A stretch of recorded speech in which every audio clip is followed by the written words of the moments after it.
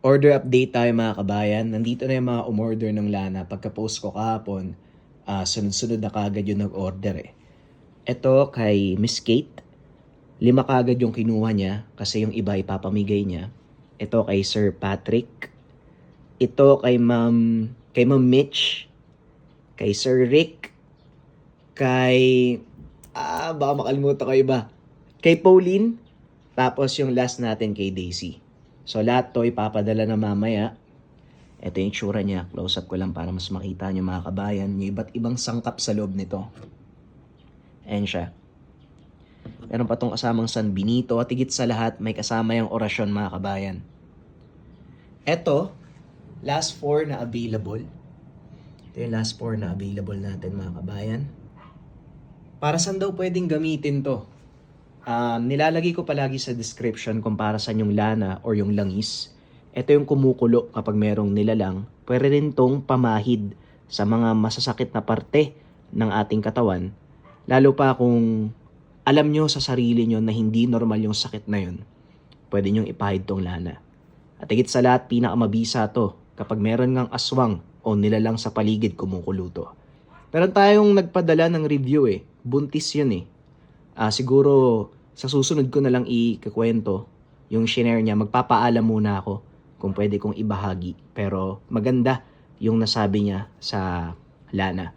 Well anyways, sa mga gustong umabol, kunin nyo na tong 4. Kasi ang next nating stock ay after 2 weeks pa. Salamat.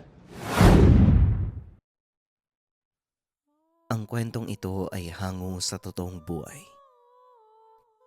Mula ito sa isa nating kabayan na itago na lang natin sa pangalang Jake. Walang eksaktong taon. Negros Oriental. Ang bulkan ng Kanlaon, isa sa maraming aktibong bulkan sa bansa. Matagal na panahon na nang huli itong sumabog. Ang pangyayaring iyon ay nagdulot ng pinsala sa maraming tao. May mga namatay, nawalan ng pangkabuhayan. Ngunit wala talagang nakakaalam ng totoong dahilan sa pagkagising ng bulkan. Sa mahabang panahon ay naging mapayapa ang paligid ng bulkan kung saan naninirahan ang pamilya ni Jake. Mahigit 20 taon na silang nakatira sa lugar dahil sa trabaho ng kanyang ama bilang forest ranger sa Canlaon National Park. Dito na din ipinanganak at nagkaisip ang binata. Nagtapos ng kolehiyo sa isang paaralan sa kalapit na bayan at kagaya ng ama. Naging forest ranger si Jake. Ang kaibahan nga lang ay meron siyang lisensya. Jake, maaga akong aakyat sa tuktok para tignan yung mga itatanim nating puno doon ha. Ikaw na munang mag-ikot sa bandang baba. Baka mamaya may pumasok na namang magtotroso eh. Wika ng ama ni Jake na itago na lang natin sa pangalang Mang Munding. Kung tutuusin ay mas mataas ang ranggo ng binata sa ama. Forest ranger lang ito. Samantalang si Jake naman ay merong lisensya. Ngunit sa lugar na yun, hindi pinapairal ng binata ang batas ng gobyerno, kundi ang respeto sa kanyang ama, na siya talagang nakakaalam ng gawain sa kabundukan. Para sa binata, ang titulong hawak ay isa lamang pormalidad at dekorasyon sa kanyang pagkatao. Wala pong problema, tay. Nga pala, magdala kayo ng tubig ha, tag-init ngayon. Malamang tuyo ang mga bukal sa bandang itaas. Tugon ng binata. Hindi natutuyo ang mga bukal ng kanlaon, anak. Kahit gaano pa yang kainit. Kailanman, hindi nawala ng tubig ang mga bukal. Tignan mo ang paligid. May nakikita ka bang dilaw na dahon? Napakamot na lang ng ulo si Jake sa naging tugon ng ama. Medyo may katigasan din kasi ang ulo ng matanda. Ayaw niyang magbitbit ng kung ano. Maliban sa isang takal ng bigas na nasa bulsa ng kanyang pantalon, meron ding itak at lubid. Ang dahilan ni Mang Munding, palagi niyang sinasabi kay Jake, ang inang kalikasan ang magbibigay ng iyong kailangan. Sa katagalan ay hindi na malaya ni Jake na magiging ugali niya din ito. Tinuruan siya ng ama kung paanong magsaing sa buho ng kawayan at magluto ng kung ano mula sa murang bunga ng nyug. Sa makatuwid, mawala man sila sa isang hindi pamilyar na kagubatan, alam nila kung paano mabubuhay. Habang naglalakad ang binata sa paanan ng bundok, napansin nito ang ilang usa, kumakain sa gilid ng batis. Naupo naman si Jake mula sa malayo. Pinagmasdan ang mga hayop na payapang namumuhay sa kanilang likas na tirahan. Ito ang karaniwang ginagawa ni Jake sa tuwing magsasagawa ito ng pagpapatrolya. Ngunit kakaiba ang araw na yon para sa kanila ni Mang Munding, dahil isa itong espesyal na pagkakataon, lalo para sa kanyang mga katribo. Nabibilang si Jake at Mang Munding sa mga katutubong lumad na naninirahan sa kabundukan ng Kanlaon. Maraming siglo na ang nakalipas at bilang katutubo, naniniwala sila sa mga espiritong tagapagbantay. Naniniwala silang isang beses sa loob ng isang taon, bumababa ang mga ito upang makasalamuha sa mga katutubo at bigyan sila ng basbas. Mabilis na natapos ni Jake ang kanyang gawain. Bago umuwi ay dinaanan nito ang ilan sa kanyang mga kasamahan upang ibilin ang susunod na mga gagawin para sa araw na yon. Matapos ay bumalik na din ito sa kanilang maliit na nayon. Saktong pagkarating nito, nakahanda na ang mga hayop na kakatayin bilang alay at handa para sa piging ng mga espiritong gabay.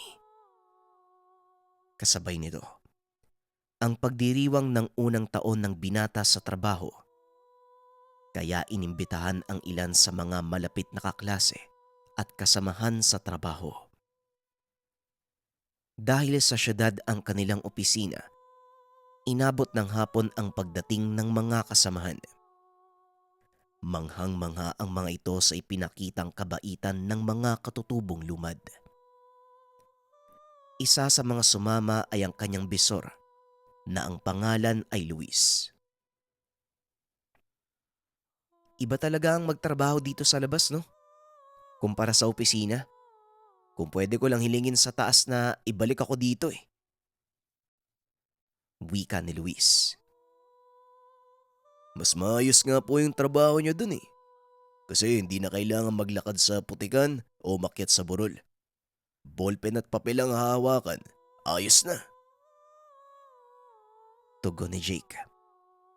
Minsan ding naging forest ranger si Luis bago ito naitalagang bisor. Kaya kahit papano, hinahanap ng katawan nito ang nakagawiang trabaho.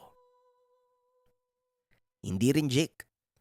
Oo nga, hindi kami nakakatikim ng init ng araw. At wala ngang kapagod-pagod pero nakakabagot din yung ganun. Muling wika ni Luis. Ilang sandali pa ay pinatawag na ni Mang Munding ang binata dahil magsisimula na ang kanilang pag-aalay.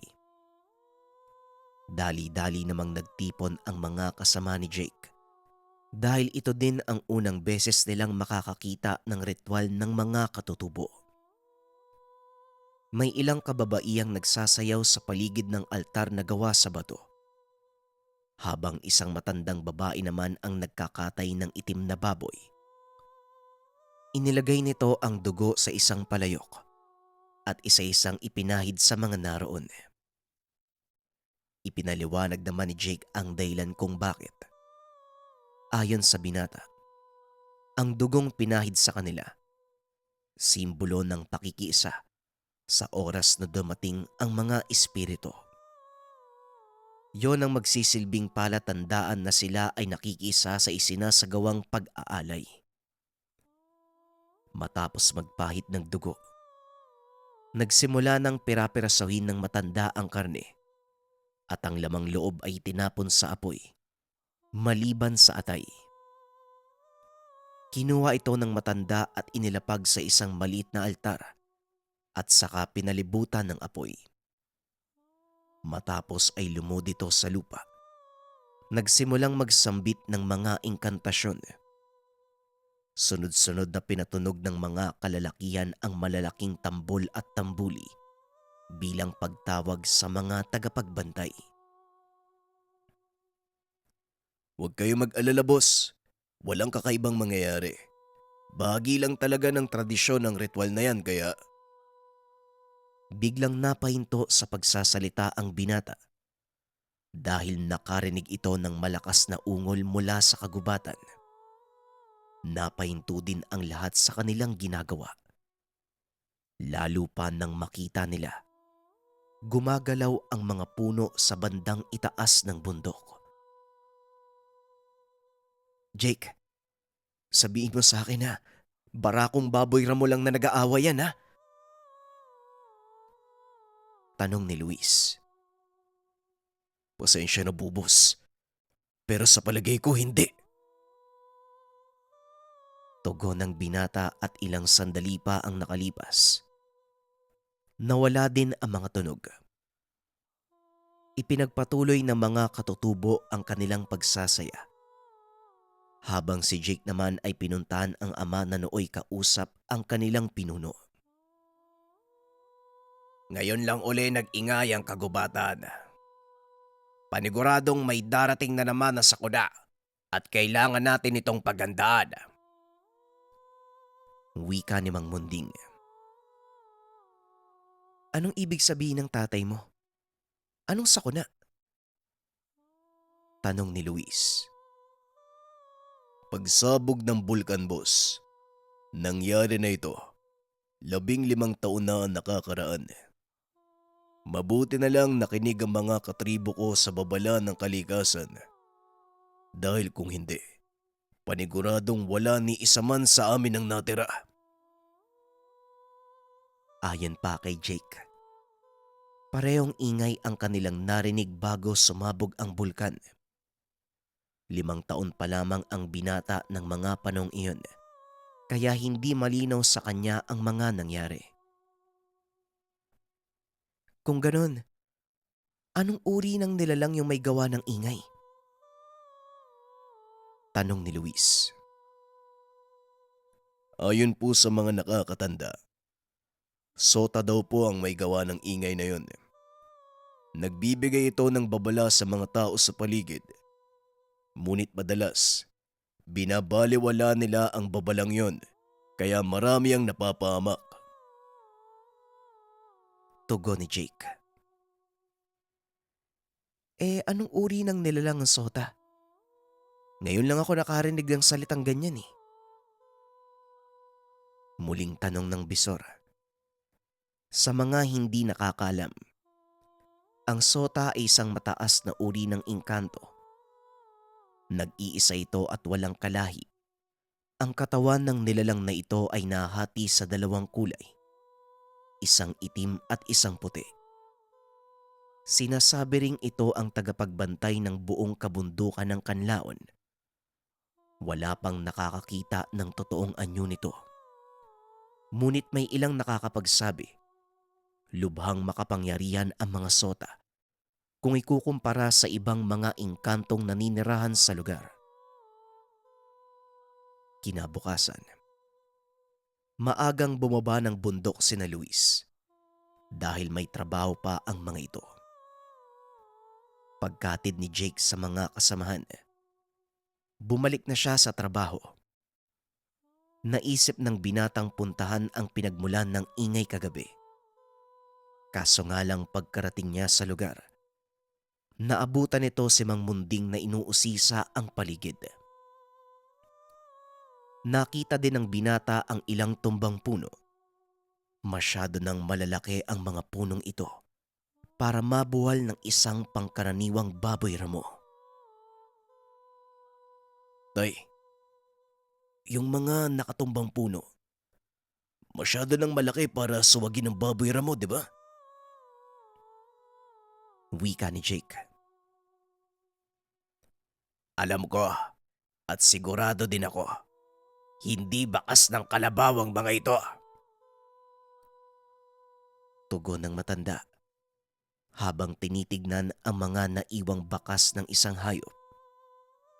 Kawig ito ng mga bakas ng kalabaw, ngunit mas malaki ito ng 2 beses.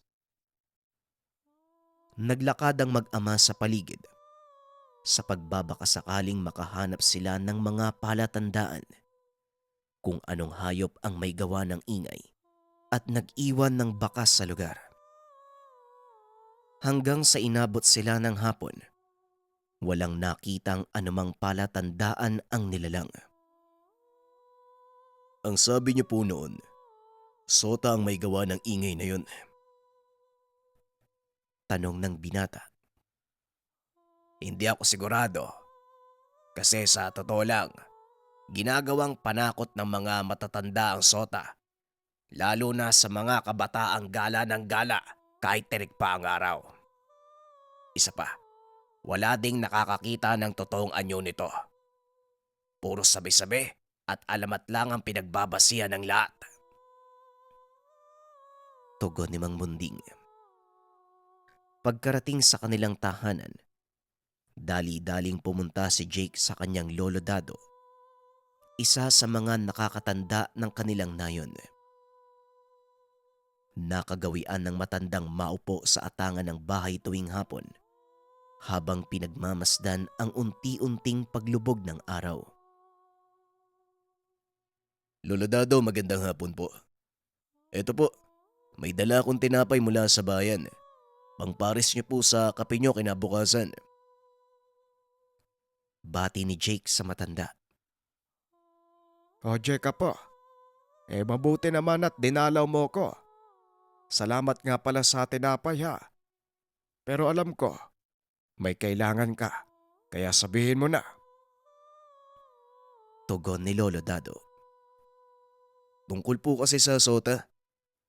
Malakas pong hinala kung siya may gawa ng ingay kagabi. At may mga nakita kaming bakas sa lugar kung saan nanggaling yung ingay. Tugon ni Jake. Isang babala ang ingay na yon. Kaya kung hindi makikinig ang mga tao, nasa kanila ang pagpapasya. O siya, matutulog na ako. Salamat uli sa tinapay. Wika ni Lolo Dado. Nakumpirma ng binata ang hinala nito. Kinabukasan muling binalikan ng lugar. Sa pagkakataong iyon, mag-isa siyang nagpunta. Muli nitong sinundan ang mga bakas hanggang sa marating ito ang isang maliit na yungib. Malinis ang paligid nito at doon napansin ng binata ang malalaking yabag. Akmang papasok na sana ito ng yungib nang biglang marinig ang tunog ng mga makinaryang pangputol ng kahoy. Sinundan nito ang pinanggalingan ng tunog. Nakita ang ilang magtotroso. Alam ng binatang bawal pumutol ng kahoy sa lugar, kaya dali-dali niya itong nilapitan para sitahin. Nang makita siya ng mga ito, nagsipagbunot ng baril ang mga kalalakian at pinaputukan ng binata. Sa kasamaang palad ay tinamaan ito. Nagpagulong-gulong si Jake papunta sa baba ng bangin. Nawalan ng malay ang binata. Ilang sandali pa ay nagising ito sa isang madilim na lugar. Halos walang makita ang binata, kaya inakala nitong nasa kabilang buhay na siya.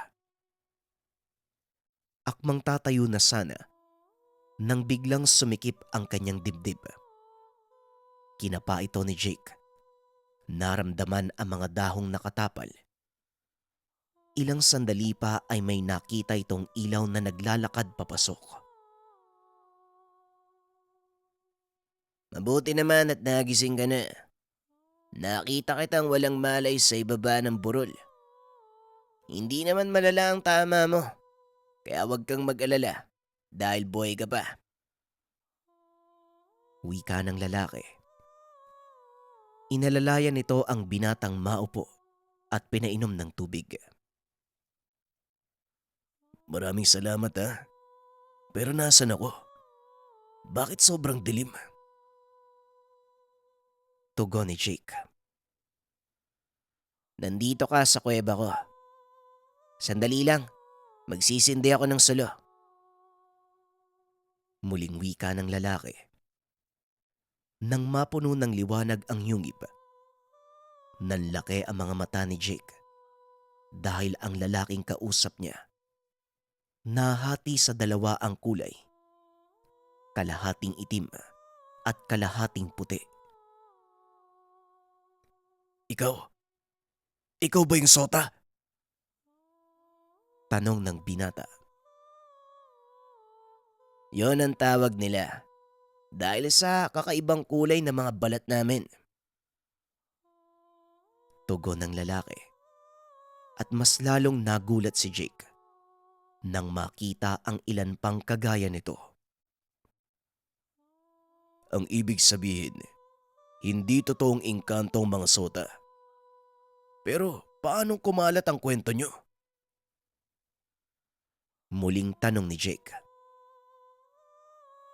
Kaming mga Sota, namuhay sa dilim ng mahabang panahon.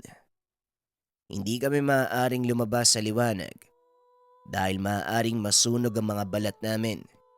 Isa itong sumpa, pero hindi kami ang Sota. Kami ang mga nangangalaga sa Sota. Tugon ni Rigor.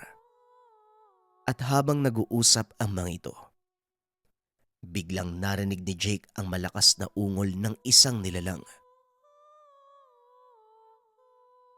Yan ang ingay na sinundan ko eh. Ano yung nilalang na yun? Napangiti ang lalaki. Inakay patayo ang binata. Siya ang hinahanap mong nilalang. Halika, dadalhin kita sa kanya. Naglakad ang dalawa palabas ng yungib. Laking gulat ni Jake dahil nakatayo sila sa isang butas na gilid ng bangin. Itinuro ng lalaki ang isang nilalang na may itim na balat. Mukha itong malaking kalabaw. May 7 sungay sa magkabilang ulo. Naglalakad ito papunta sa malilim na bahagi. Nanlaki ang mga mata ni Jake nang maging puti ang balat nito. Umatungal ng napakalakas at umalingaw-ngaw ito sa buong lugar. Napangiti si Jake dahil hindi nabigo ang kanyang pag-asa na makita ng harapan ng Sota. Sana lang ingatan mo ang sekretong ito, kagaya sa pag-iingat namin. Mahalagang papel ang ginagampanan ng Sota sa kapaligiran. Kung ano ang narinig mong kwento, totoo lahat yun. Ang nilalang na yan ang nangangalaga sa bulkan. Siya din ang pumipigil sa pagsabog nito. Wika ng lalaki. Huwag kang mag-alala. Itatago ko yung sekreto. Matagal na panahon kong hinintay ang ganitong pagkakataon. Asahan niyo ang tulong mula sa akin. Magsabi lang kayo. Tugon ni Jake. Salamat kaibigan. Ang pangalan ko pala ay Rigor. Magpagaling ka muna. Ilang minuto lang naman ang aantayin mo kaya pakiusap. Magpahinga ka. Muling nahiga ang binata. Napangiti ito dahil sa wakas.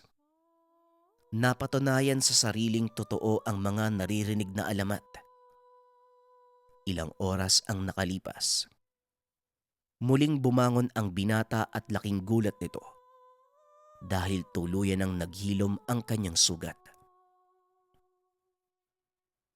Mabuti naman at gising ka na. Tara, ihatid na kita sa labasan. Nga pala, para sa ito, wika ni Rigor. Sabay abot ng isang kwintas na gawa sa itim na kahoy.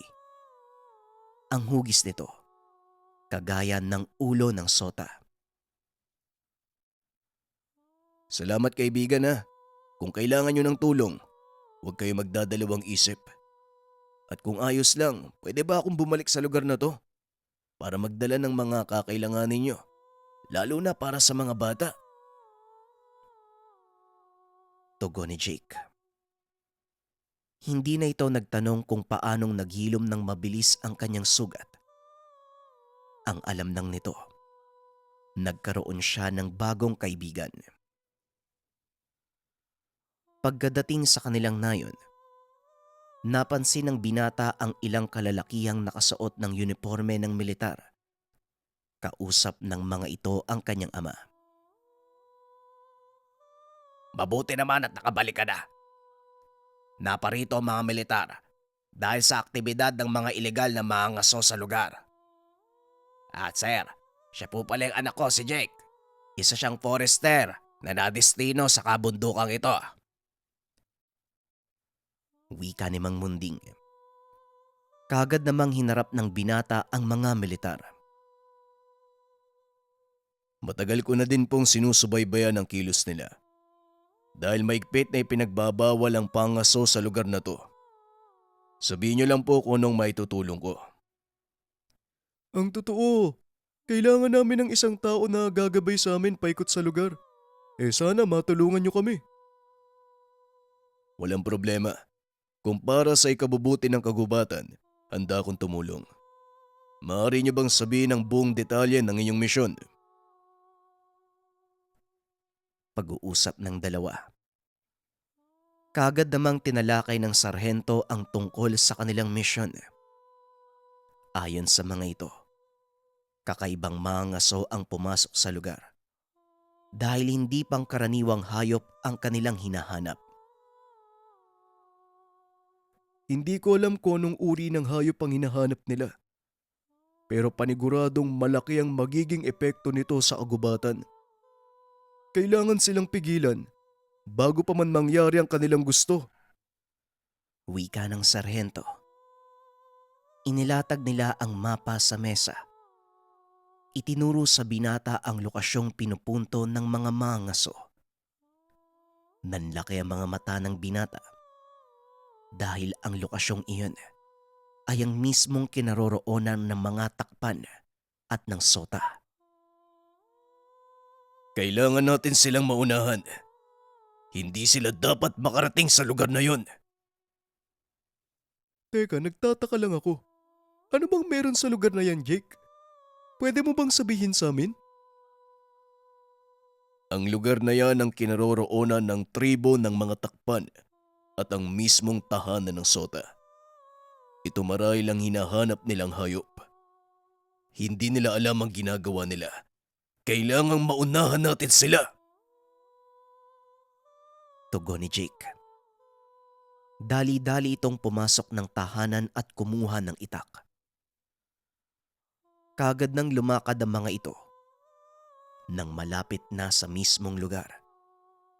Pinaalalahanan ni Jake ang mga sundalo na huwag gagawa ng anumang ingay dahil maaaring magambala ang mga nakatira sa paligid.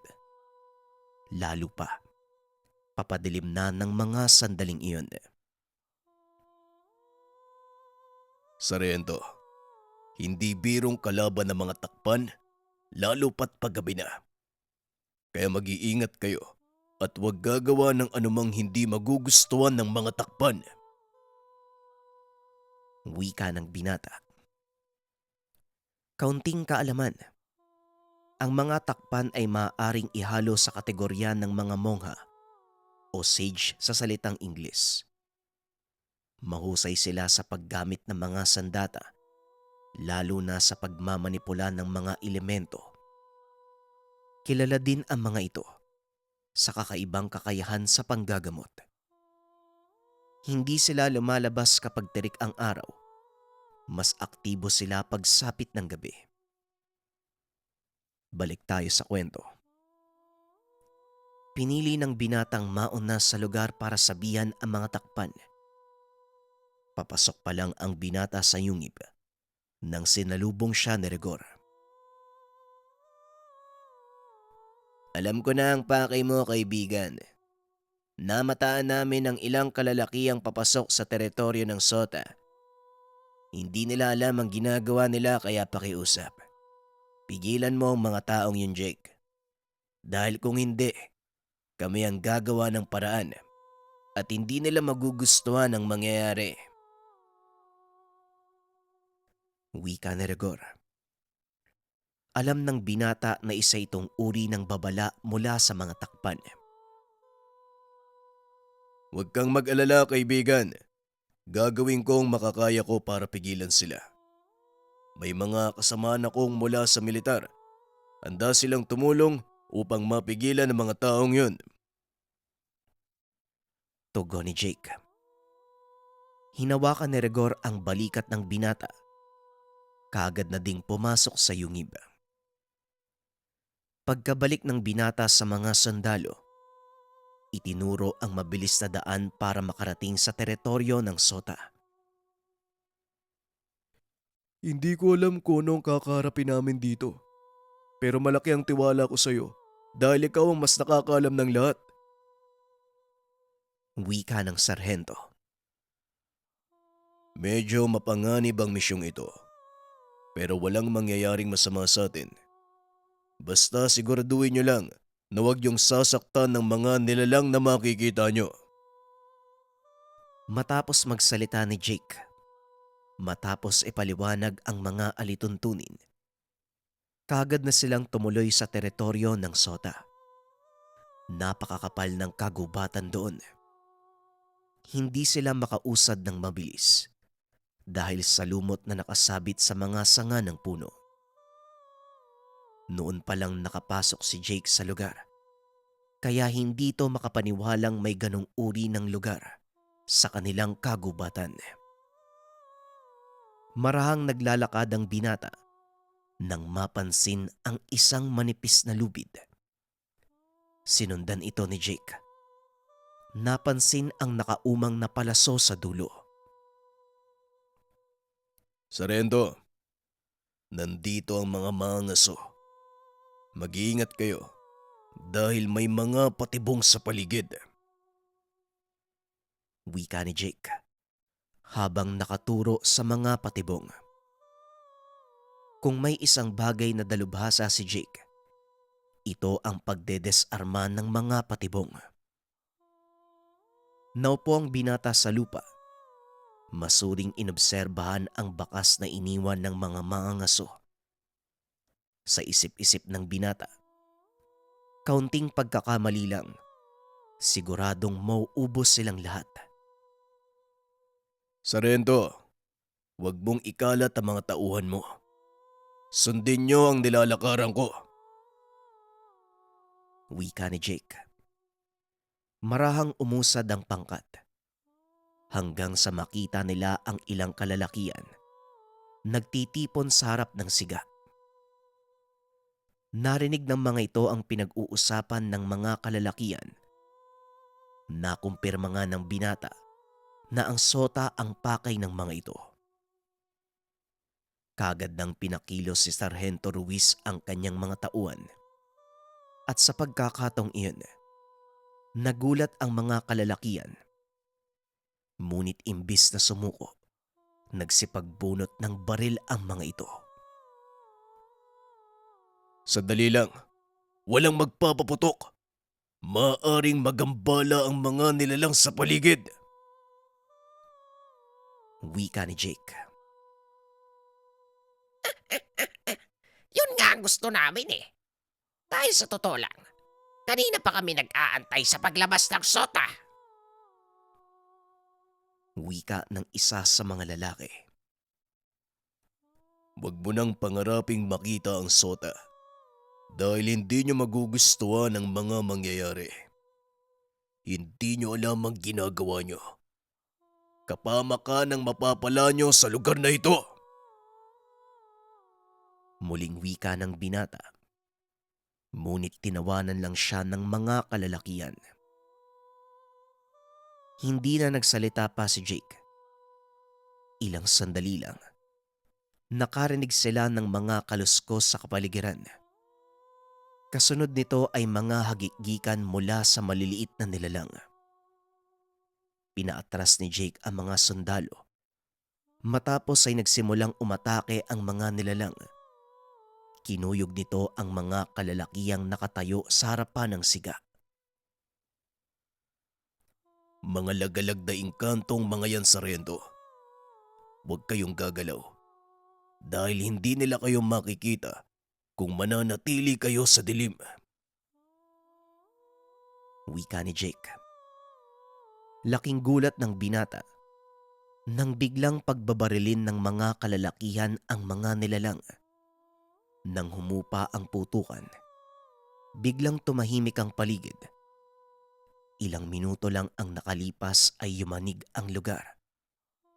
Kasunod nito, ang malakas na atungal ng sota. Naloko na. Mukhang nandito na nga ang nilalang. Wika ni Sargento Ruiz. Atras na, Sargento. Paniguradong mauubos tayo dito. Tugon ni Jake. Dali-daling tumakbo ang mga sundalo papunta sa mataas na lugar. Nakitang tumatakbo ang sota papunta sa mga kalalakihan. Pinagsusuwag ng nilalang ang mga ito. Sumigaw sa takot ang mga kalalakihan dahil hindi nila inaakalang ganito kalaki ang nilalang. Ngunit ang ipinagtataka nila Jake, walang pinatay ang nilalang ni isa sa mga ito. Inantay nilang umalis ang nilalang at isa-isang inalalayan ang mga mangaso palabas ng kagubatan. Dinala ang mga mangaso sa isang ligtas na lugar at inantay na magkamalay bago tanungin. Magsalita kayo. Anong dahilan? At bakit nyo gustong mahuli ang sota? Tanong ni Jake. Biniyaran kami ng isang tao mula sa syudad para huliin ang isang mailap na nilalang. Pero hindi namin inaasahan na ganito pala kalaki. Tugon ng mangaso. Sana bago kayo pumasok sa gusot na to, naisip nyo ang lahat ng pwedeng mangyari. Malaki ang magiging epekto ng ginawa nyo sa katahimikan ng lugar. Mas inuna nyo pa ang kinang ng salapi. Hindi lang basta-basta pera ang pinangako sa amin ng taong yun. 1,000,000 sa bawat sungay na madadala namin sa kanya. Muling wika ng mangaso. Ginamot ni Jake ang sugat ng mga ito bago tuluyang dinala sa kanilang nayon. Pinili ng binatang doon dali ng mga ito sa pangamba na maaaring mapahamak ang mga kalalakihan. Sinabi din ng mga ito kung sino ang nagbayad sa kanila. Kagad namang ginawa ng aksyon ni Sargento Ruiz. Ako nang bahala sa taong yan.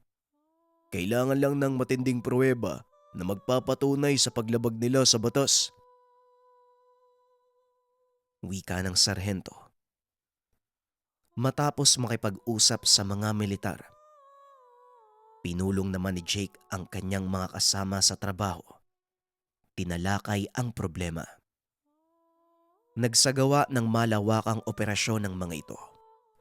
Nagtayo ng mga tolda sa paligid ng tirahan ng mga takpan para pangalagaan ang lugar sa mga posibleng pagsalakay. Saka pa lamang napagtanto ni Jake ang kagandahan ng lugar na yon. Ito ang unang beses na nakapunta ang mga kasama ni Jake. Maging ang mga ito, namangha sa nakakabighaning kagandahan ng kapaligiran. Hindi ko inaasahan na may ganitong lugar pala dito. Bakit hindi mo naman sinabi sa amin, Jake? Tanong ni Luis.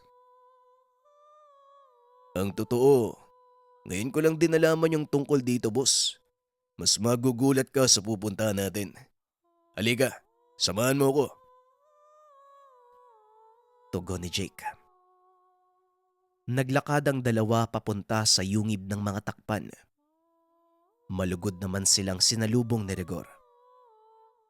Bago pa man pumunta si Jake, humingi na ito ng permiso na meron siyang isasama na mapagkakatiwalaang kaibigan. Maligayang pagbabalik. Salamat nga pala sa tulong nyo kagabi. Mabuti na lang at naagapan nyo ang kaguluhan. Wika ni Rigor. Biglang naalala ni Jake ang mga nilalang na sumalakay bago pa lumabas ang sota.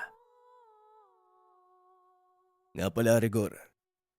May mga nilalang na sumalakay sa mga mangaso bago pa lumabas yung sota. Anong tawag sa kanila? Tanong ni Jake habang naglalakad papasok ng yungib. Silang mga kama-kama. Engkantong tagapangalaga ng lugar. Nagambala sila nang maramdaman ang panganib na dala ng mga mangaso. Pero mabuti na din at nauna silang lumabas. Dahil kung hindi nangyari yon, baka ang mga kasamaan mong sundalo na pagbalingan ng sota. Tugon ni Rigor. Sa sobrang pagkalibang sa usapan, nakalimutan nito si Luis sa labas ng yungib. Naalala niya lang ito nang marinig ang bisor na sumisigaw. Naku po, nakalimutan kong may kasama nga pala ako. Sandali lang kaibigan ha. Wika ni Jake. Sabay takbo palabas ng yungib. Nakita nitong pinagtitipunan ng mga batang takpan ang kasama. Jake, pakitulungan mo naman ako dito. Bago ko gawing hapunan ng mga tiyanak na to. Natawa ang binata sa nakikita. Dahil ang ilan sa mga batang takpan nakasampa sa kanyang likuran. Huwag kang mag-alala, boss. Hindi sila kumakain ng tao. Halika sa loob. Ipapakilala kita sa iba. Tugon ni Jake. Kagad lumipat ang mga batang takpan sa kanya. Pagkarating sa loob, nanlaki ang mga mata ni Luis nang makita ang napakaraming kauri ni Rigor. Ipinaliwanag ng binata ang pagkakakilanlan ng mga ito kay Luis. Namangha ito sa mga nalaman at hindi akalain na may ganitong nilalang pa ang nabubuhay sa mundo. Alam mo Jake, isa to sa mga dahilan ko kung bakit mas gusto kong sa labas nagtatrabaho. Marami kang matutuklasan. Lalo na tong mga takpan, no? Alam mo bang wala sa libro ng kasaysayan na mga kagaya nila? Wika ni Luis. Hindi sila naitatala sa ating kasaysayan dahil sila mismo ang pumiling ilihim ang kanilang pagkakakilanlan. Maraming sekreto ang mga takpan na hindi maaaring malaman ng mga tao. Tugon ni Jake. Inilibot nito ang kaibigan sa loob ng yungib. Nakita nito ang mga sinaunang kagamitan. Mula sa pagsasaka hanggang sa pamamaraan ng panggagamot. At ang mas ikinagulat ni Luis, nang ipakita ni Jake ang kakaibang kakayahan ng mga takpan sa panggagamot. Sinadya nitong sugatan ang sarili. Tinawag ang isa sa mga takpan. Dali-dali naman itong kumuha ng mga kagamitan upang gamutin ng binata. Pinahira nito ang sugat ni Jake ng kung anong dagta ng halaman at tinapalan ito ng dahon. Ilang minuto lang ang nakalipas. Tinanggal ng takpa ng dahon. Nanlaki ang mga mata ni Luis dahil nakita nito kung papaanong unti-unting naghihilom ang sugat ni Jake. Ito ang pinaka-iniingatang sikreto ng mga takpan. Hindi ito pwedeng malaman ng ibang tao dahil siguradong pagkakainteresan nila ito at gagamitin sa pansarili nilang kapakanan. Wika ng binata. Habang nagsasalita ito, isinusulat ni Luis ang lahat ng nakikita sa isang maliit na kwaderno. Isusulat ko ang mga ito at iingatan, Jake. Mahalagang bahagi ito ng kasaysayan at kailangang ingatan. Tugon ni Luis. Mas mabuti nga ang ganyan, boss, pero sana kagaya ko. Itago mo ding lihim ang mga nangyari dito. Ikaw lang ang pinagkakatiwalaan ko tungkol sa mga takpan. Muling wika ng binata. Matapos igala sa paligid si Luis, muli silang bumalik kay Rigor upang ipaalam ang kanilang intensyon. Lubos naman itong nagpasalamat dahil kahit papano may mga taong nagmamalasakit sa kalikasan. Salamat sa inyo, kaibigan. Pero alam kong hindi pa tapos ang labang to. Hanggat may mga taong sakim na naghahangad ng kapangyarihan mula sa kabilang dimensyon. Wika ni Rigor. Alam kong tungkol sa Sota. Pero may nabanggit ang isa sa mga mangaso tungkol sa sungay nito. Bakit ganun kalaki yung halaga ng mga sungay? Tanong ni Jake. Kagad itong inaya ni Rigor sa isang bahagi ng yungib kung saan nakatago ang mga tala tungkol sa mga takpan. At dahil sila ang tagapangalaga ng Sota, may mga natago silang impormasyon tungkol dito. Ang sungay ng Sota, nagtataglay ng kakaibang kapangyarihan na makapagbukas ng lagusan papunta sa kabilang dimensyon. Kung sino man ang nagangad na makuha ito, malamang may alam siya sa sekreto ng tagapagbantay. Tugon ni Rigor. Isang mayamang negosyante ang nag-utos sa mga mangaso. Ang hindi ko alam kung saan nila nakuha ang impormasyon tungkol sa Sota. Wika ni Jake. Kagaya ng sinabi ko sa iyo, kaibigan, hindi matatapos ang labang ito hanggat nabubuhay ang mga sakim na nilalang sa mundo. Tugon ni Rigor. Matapos ang pag-uusap, kagad bumalik si Jake sa mga kasamahan. Inutusan ang ilan sa mga ito na mag-ikot sa paligid para sa posibleng pagpasok ng mga hindi inaasahang panauhin. Kinagabihan, habang nagbabantay, laking gulat ni Jake nang makita ang ilan sa mga takpan. Kasama ng mga ito si Rigor at may mga dalang sandata. Para sa inyo, mga sandatang ito, alam kong kakailangan ninyong ipagtanggol ang mga sarili dahil sa banta ng mga taong naghahangad ng kapangyarihan. Wika ni Rigor. Isa-isang inabot ng mga takpan ang mga sandata sa kasamahan ni Jake. Laking gulat ng mga ito. Lingid sa kaalaman nila na may naninirahan sa bahaging iyon ng kabundukan, lalo pat na sa paanan ito ng bulkan.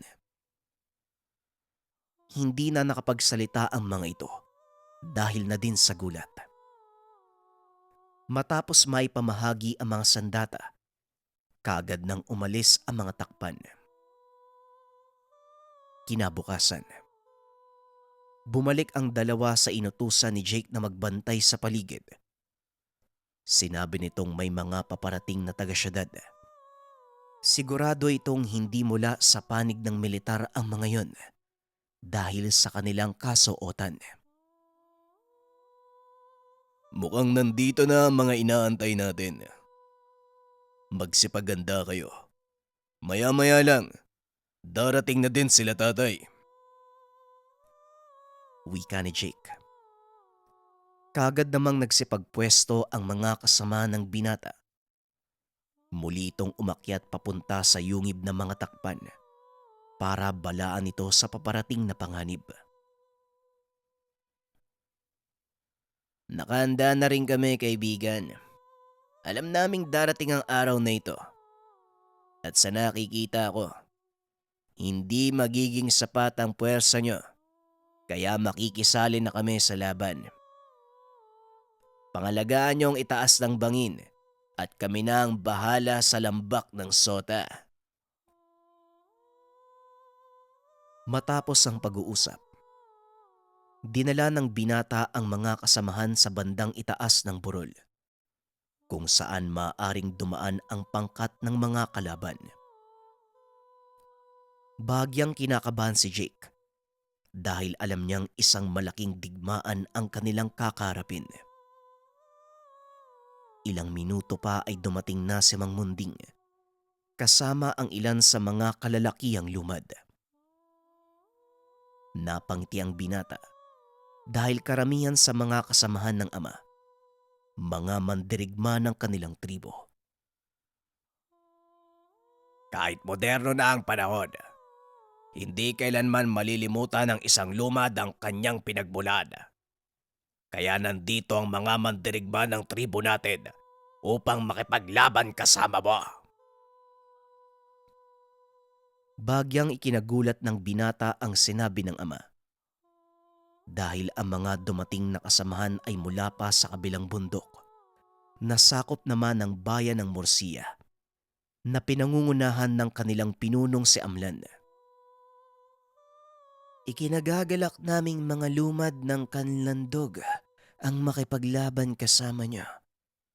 Maraming salamat sa pagkakataon, mga kaibigan. Wika ni Amlan. Hindi ako makapaniwala. Ang maalamat na si Amlan at ang lumad ng kanlandog. Isang malaking karangalan para sa aming lahat ang pagdalo nyo sa labang ito. Hindi biro ang puwersa ng kalaban. Kailangang hindi nila marating ang lambak ng sota. Dahil sa oras na mangyari yun, malaking dilubyo magaganap at baka mabura sa mapa ang buong kabundukan ng kanlaon. Tugon ni Jake.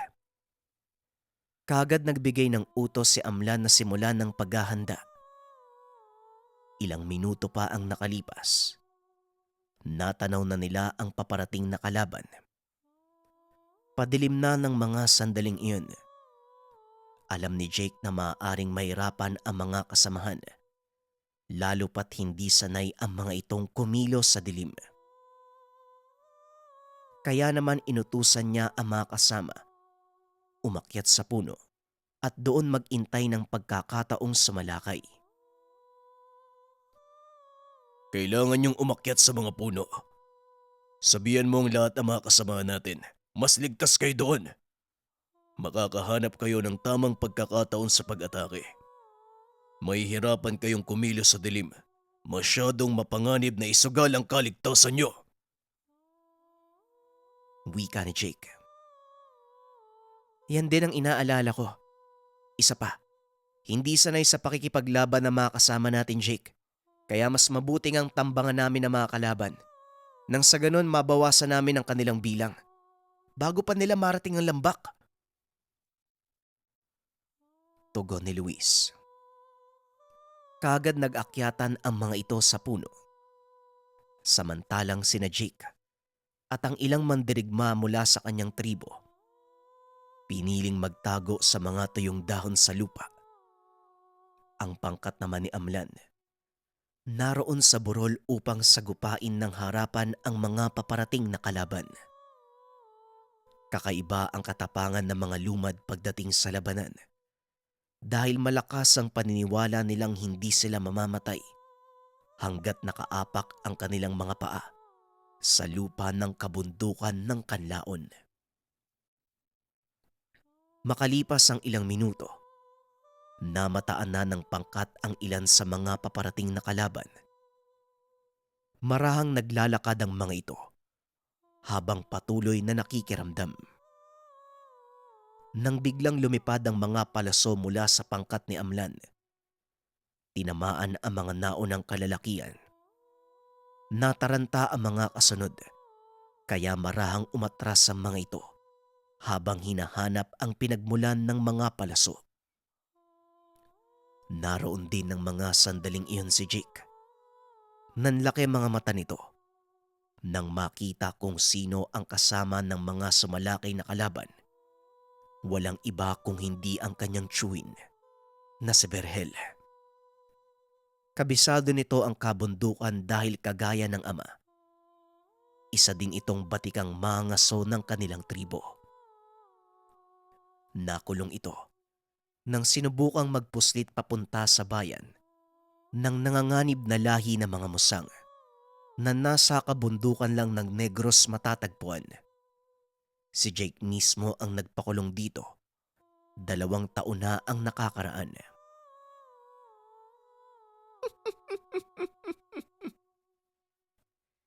Sa wakas, nakabalik na din ako sa kabuntukang ito. Nasaan kayang mahal kong pamangkin? Jake, alam kong nandito ka. Magpakita ka na! Wika ni Vergel. Ang walang yakong kapatid. Talaga namang napakasama ng taong yan. Kahihiyan siya sa mga lumad. Wika ni Mang Munding. Malaki ang galit sa akin ni Tio Vergel at kailangan ko siyang harapin para wag nang lumala pa ang sitwasyon. Tugon ni Jake. Akmang tatayo na sana ito. Ngunit pinigilan siya ni Amlan. Ibigay mo na sa akin ang karangalang harapin ng traidor na yan. Malaki din ang kahihiyang idinulot niya sa kanlandog at kailangan niyang mapanagutan ng mga yon. Wika ni Amlan. Sabay lakad papunta sa kinakatayuan ni Vergel. Amlan, ang dakilang pinuno ng mga lumad ng kanlandog. Ano naman ang ginagawa mo dito? Huwag mo sabihing, hindi mo pa rin nakakalimutan ang nangyari noon. Wika ni Vergel. Nang makita nito si Amlan. Kailanman hindi makakalimutan ng mga lumad ang ginawa mong kahihiyan. Alam mo ang batas namin. Mata sa mata, ngipin sa ngipin. Kaya pagbabayaran mo ang mga kasalanan mo ngayon. Tugon ni Amlan. Akmang susugod na sana nang bigla siyang tutukan ng baril na makasama ni Vergel. Pasensya na Amlan, pero hindi na ako gumagamit ng itak sa pakikipaglaban. Nauso na kasi ang baril sa syudad Kaya wag mo nang ituloy kung ano man ang binabalak mo. Wika ni Vergel. Ngunit hindi nagdalawang isip si Amlan. Kagad itong sumugod papunta sa kinakatayuan nito. Samantalang si Jake naman, nag-aalala sa maaaring mangyari sa oras na umalingaw-ngaw ang putok ng baril sa buong paligid. Naku po, naloko na. Mukhang masisira ang plano natin. Mukha nga, Jake. Meron ka pa bang naisip na ibang plano para maiwasang magambala ang sota? Meron tay. Kaso hindi ko lang alam kung gagana ba. At isa pa, wala na tayong oras para doon. Pag-uusap ng mag-ama. Laking gulat ni Jake. Biglang nag-ugaan ang mga puno sa paligid. Mula sa mga ito naglabasan ang mga kama-kama. Napangiti ang binata dahil ito ang planong nasa isip niya. Nang masipat ito ni Amlan, dali-dali siyang sumugod. Habang nakasunod sa kanya ang napakaraming maliliit na nilalang. Sa pagkakataong iyon, alam ni Jake na hindi may iwasan ang putukan. Kaya naman dali-dali itong nagpunta sa mga takpan upang balaan sa mga mangyayari. Ngunit pagdating nito sa yungib, tanging mga batang takpan lang ang naroon. Wala na ang mga kalalakian. Dali-dali siyang bumalik sa mga kasamahan. Ngunit sa kalagitnaan pa lang ng pagtakbo, biglang umalingaw-ngaw ang putok at sigawan ng mga tao. Huminto ang binata. Mula sa kinaroroonan ay nakita nito ang mga nangyayari. Nagsipagsugod na din ang mga kasama ni Amlan, maging ang pangkat mula sa kanilang tribo at mga kasama nito sa trabaho. Wala nang nagawa si Jake para pigilan ang kaguluhang iyon. At hindi ito ang inaasahang kakalabasan ng kanyang plano. Ilang sandali pa, unti-unti nang nagagapi ng panig ni Amlan ang mga kalaban sa tulong ng mga kama-kama. Ngunit sa hindi inaasahang pagkakataon, isa sa mga ito ang naghagis ng granada. Lumikha ito ng malakas sa pagsabog. Dahil sa nangyari, nagkaroon ng pagkakataon ang mga kalaban na umatras. Ngunit laking gulat ng mga ito nang makita ang mga takpan na nakaharang sa kanilang daan. Walang pagdadalawang isip na sumalakay ang mga ito. Pinagtataga ang mga kalaban gamit ang kanilang mga sandata. Sa kalagitnaan ng sagupaan, bigla namang yumanig ang lupa. Nabalot ng katahimikan ng paligid. Patuloy na nakiramdam si Jake. Laking gulat nito nang biglang lumitaw mula sa kakawyan ang sota. Muling yumanig ang lupa. Hindi sinasadyang gumuho ang kinakatayuan nito.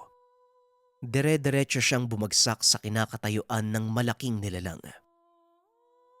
Nanlaki ang mga mata ni Jake dahil ito ang unang pagkakataon na makita niya ng harapan ng sota. Taliwa sa inaasahan ng binata.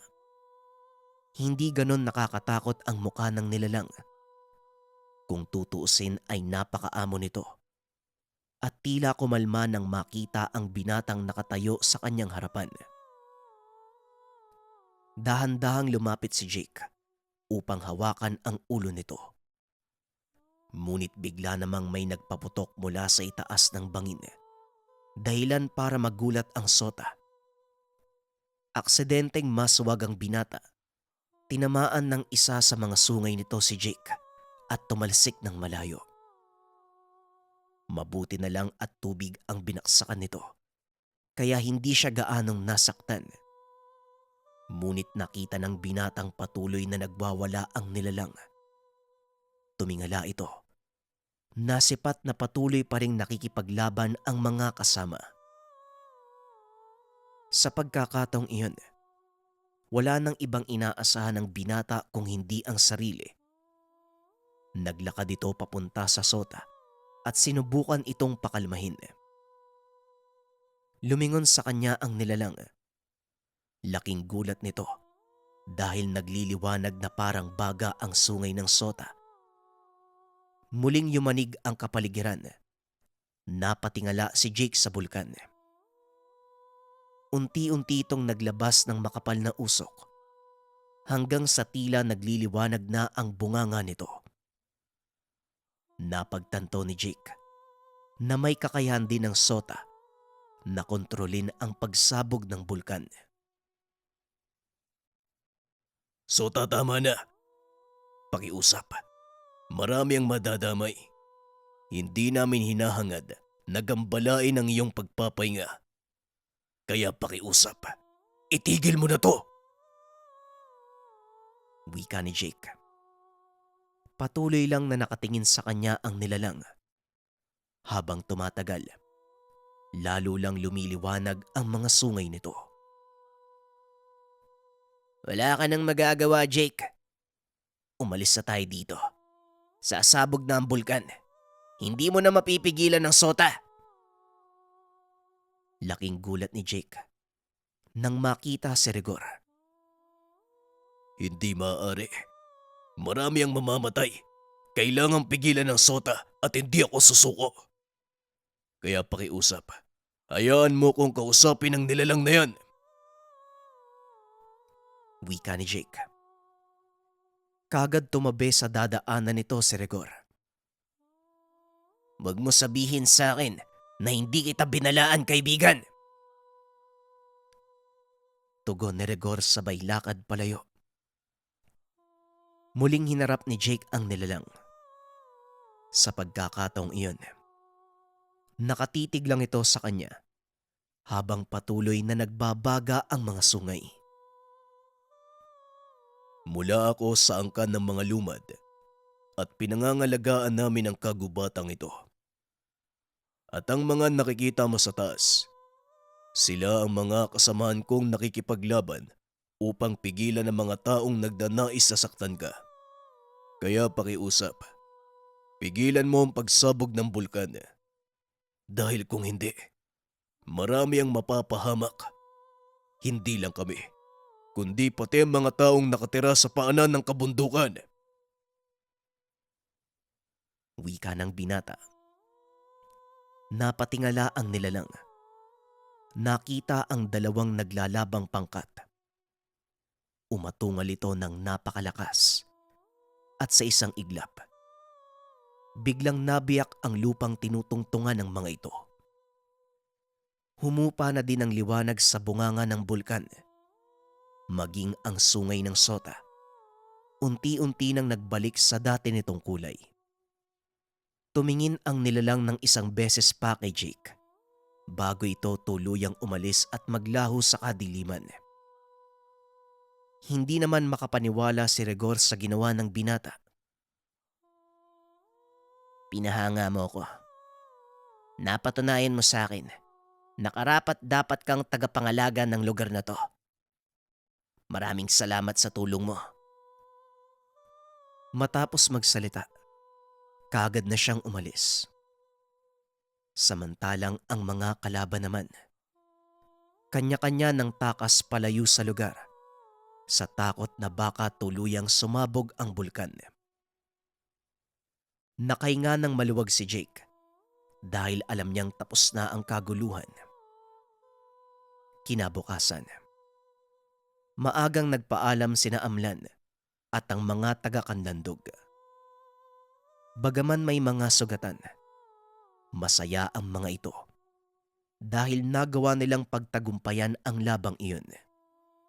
Nabigyan ng katarungan ang ginawang kahihiyan ng chewing ni Jake na si Berhel. Ilang araw ang nakalipas matapos ang pangyayari. Muling inayos sina Jake at ang mga kasamahan ang kagubatang nasira. Nagtanim sila ng panibagong punla para mapalitan ang mga punong nagsipagtumbahan, gawa ng malakas sa pagyanig ng lupa. Ni minsan, hindi dumaan sa hinagap ni Jake na magaganap ang ganitong kaguluhan. Ngunit kahit papano, naging maligaya ang binata. Naging bahagi siya ng isang tribo na naniniwala at nangangalaga sa sota ng Kanlaon.